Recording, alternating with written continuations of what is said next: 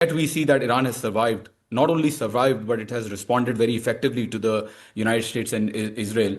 And I don't get this idea of how a country can go on and it can organize itself in especially in a time where there's no leadership or where its leaders have been attacked. We see this happening in the Haftar and Prime Minister office bombings in 1980s and 81.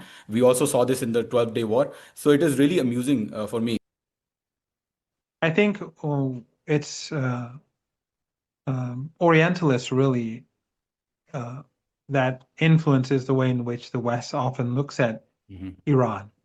Or there's always Orientalism involved when the West looks at it. They think that if they murder the leaders, that Iran is dependent on individuals.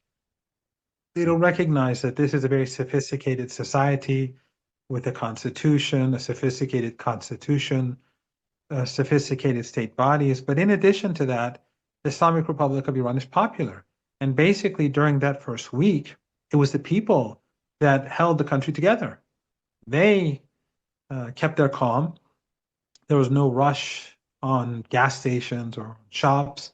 The armed forces immediately responded within less than an hour, and ordinary people immediately started going to the streets in support.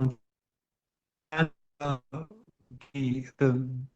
the leaders of the country, in accordance with the Constitution, continued to move things forward until the new leader was chosen. And that, of course, negates the whole stereotype in the West that Iran is the Islamic Republic does not have a popular support or popular legitimacy. It was the people that held this together. And also, one must uh, commend Martyr Ayatollah Khamenei in so many different ways, but one was that he was able to devise a military strategy that was so effective against the world superpower and its combined force.